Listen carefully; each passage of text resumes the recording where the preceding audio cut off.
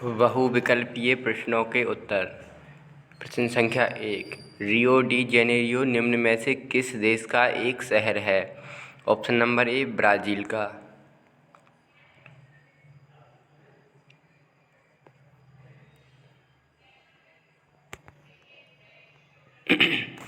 Green house gas, प्रश्न संख्या 2, green house gas से संबंधित है तो वैश्विक ताप वृद्धि से।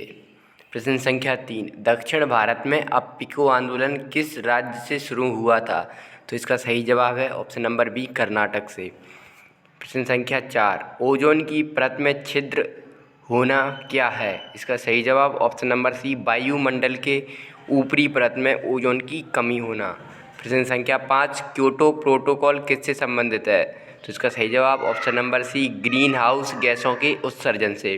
प्रश्न संख्या 6, ग्रीन हाउस गैस संबंधित है, इसका सही जवाब ऑप्शन नंबर ए, वैश्विक ताप वृद्धि से।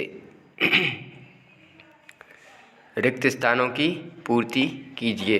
प्रश्न संख्या 1, भारत में मूल वासी के लिए आदिवासी शब्द का प्रयोग किया जाता है। प्रश्न संख्या 2, रियो सम्मेलन 1992 वर्ष में हुआ। प्रश्न संख्या 3, ओजोन परत में छेद होने का प्रमुख कारण है ओजोन गैस की मात्रा में कमी होना।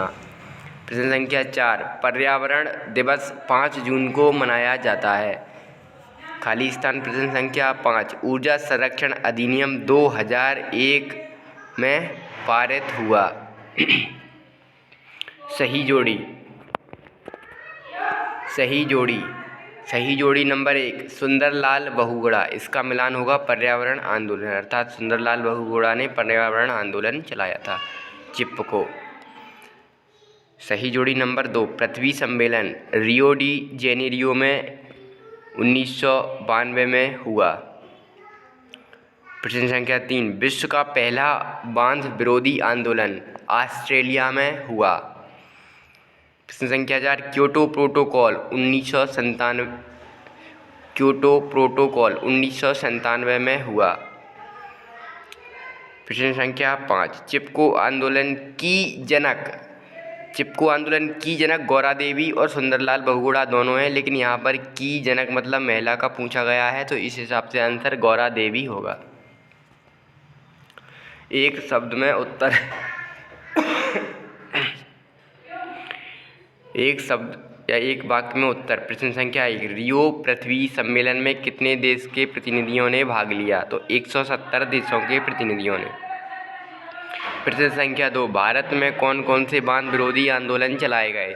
तो भारत में प्रमुखता से 2 बांध विरोधी आंदोलन, नर्मदा बचाओ आंदोलन और टेहरी बचाओ आंदोलन। प्रश्न संख्या 3, विश्व राजनीति में पर्यावरण के मुद्दे ने कब जोर पकड़ा? तो इसका उत्तर होगा 1960 के दशक में।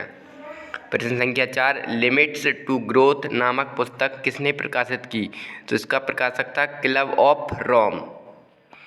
प्रश्न संख्या 5, चिपको आंदोलन के प्रवर्तक कौन थे? तो चिपको आंदोलन के प्रवर्तक सुंदरलाल बहुगुणा थे और उनकी साथी थी गौरा देवी। सत्य असत्य। प्रश्न संख्या 1, पेड़ कटाई रोकने हेतु चिपको आंदोलन चलाया गया, सत्य। 2, प्रश्न नंबर 2, मॉन्ट्रियल प्रोटोकॉल समझौता 1990 में हुआ, यह असत्य है क्योंकि मॉन्ट्रियल प्रोटोकॉल 1987 में हुआ था। ग्रीन हाउस गैस के उत्सर्जन में सबसे ज़्यादा हिस्सा विकसित देशों का है, यह कथन सत्य है। कथन नंबर 4, साझी संपदा प्रबंधन अमेरिका द्वारा किया जाता है, यह असत्य है। साझी संपदा का प्रबंधन अमेरिका के द्वारा नहीं किया जाता, बल्कि विश्व के लगभग सभी देश मिलकर साझी संपदा का प्रबंधन करते हैं। कथन नंबर 5, एमनेस्टी इंटरनेशनल का संबंध मानवाधिकारों की रक्षा से है, यह कथन सत्य है। आज की सीरीज में इतने ही प्रश्न। कल इस सीरीज से एनसीईआरटी में जो फैक्ट दिए गए हैं उनसे रिलेटेड वस्तुनिष्ठ प्रश्न आएंगे।